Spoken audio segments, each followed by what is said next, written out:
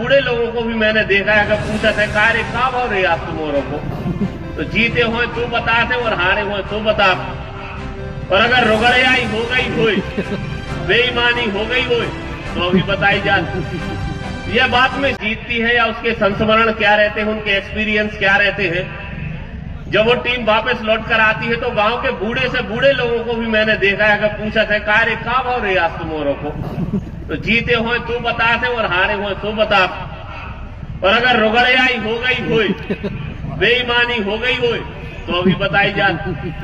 यह बात मैं इसलिए कह रहा हूं कि जो खिलाड़ी यहां पर आता है, जब वह वापस अपने स्थान पर जाता है, तो वह टूर्नामेंट के साथ साथ उस शहर के विषय में भी बात करता है। अरे बीना गए थे तो मजा नहीं आया, तो इसमें केवल टूर्नामेंट की बात नहीं रहती, इसमें फिर हमारे शहर का मान सम्मान भी जुड़ता है। ये बात मैं इसलिए कह रहा हूं कि यहां पर जितने दर्शक उपस्थित हैं, ये हमारी बीना विधानसभा के, हमारे या फिर आसपास के लोग यहां पर आए हुए हैं, और जो खिलाड़ी आए हुए हैं वो विभिन्न राज्यों से यहां पर आए हुए हैं। तो मैं सभी समिति के लोगों से भी, वैसे मुझे यहां पर लगा नहीं कि यहां पर खिलाड़ियों को किसी प्रकार की कोई असुविधा हो रही होगी। एक बेहतर व्यवस्था यहां पर समिति ने करने का काम किया है।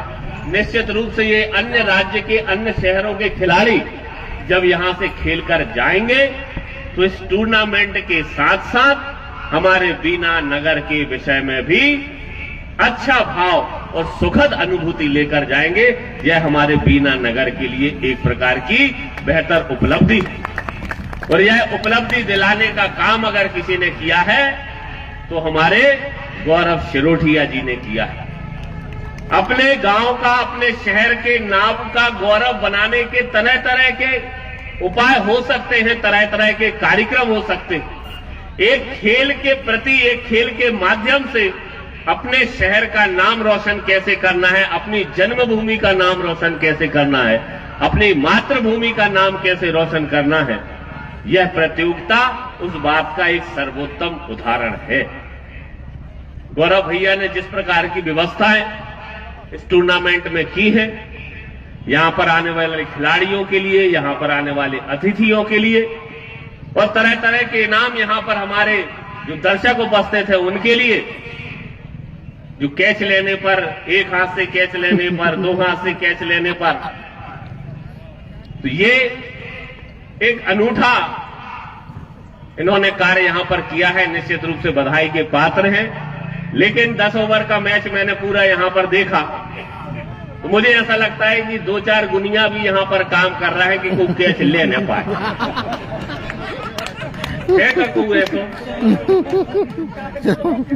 कैसे भैया, बहुत लोगों ने प्रयास करो, एक हाथ, 2 हाथ, लेकिन किसी ने भी मेरे सामने तो कोई दर्शक कैच ले नहीं पाया। लेकिन मुझे बताया गया है कि यहां पर प्रतिदिन कई दर्शक ऐसे हैं जो यह पुरस्कार यहां से जीत कर जाते हैं।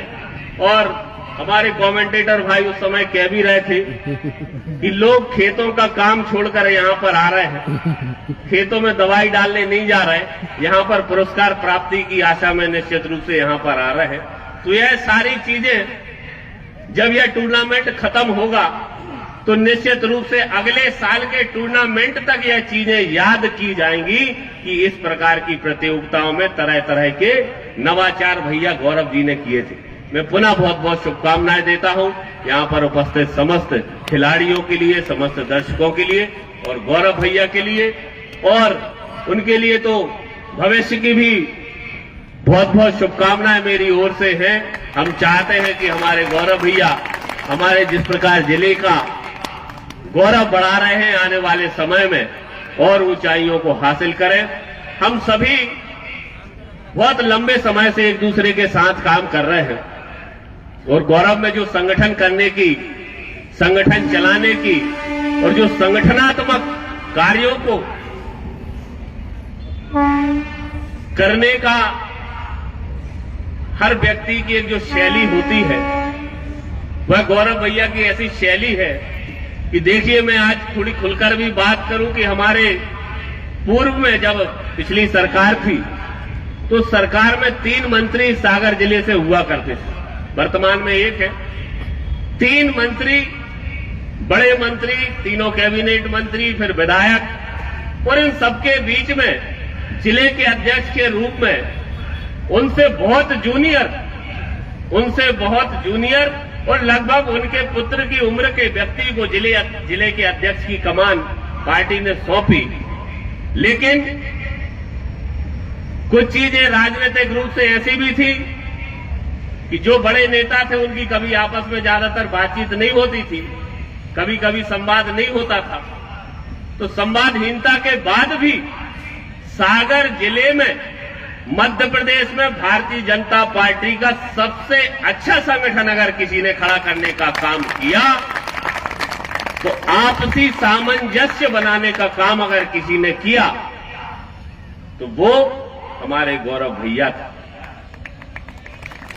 ये एक संगठनात्मक जो क्षमता व्यक्ति के अंदर होती है कि भले ही विपरीत दिशाओं में कोई जा रहा हो, लेकिन उन विपरीत दिशाओं में जाने वाले व्यक्तियों को एक दिशा देकर भारतीय जनता पार्टी को मजबूती कैसे दी जाए, संगठन के दिए हुए कार्य को आगे कैसे बढ़ाया जाए, यह अपने आप में एक श्रेष्ठ बुद्धि वाले व्यक्ति और श्रेष्ठ समझ वाले व्यक्ति, और सबसे पहली बात कि उस समझ के पीछे, उस कार्य के पीछे खुद का कोई निजी स्वार्थ नहीं छुपा था। उसके अंदर केवल और केवल एक स्वार्थ था कि हमारा संगठन, भारतीय जनता पार्टी का संगठन हमारे जिले में कैसे मजबूत हो।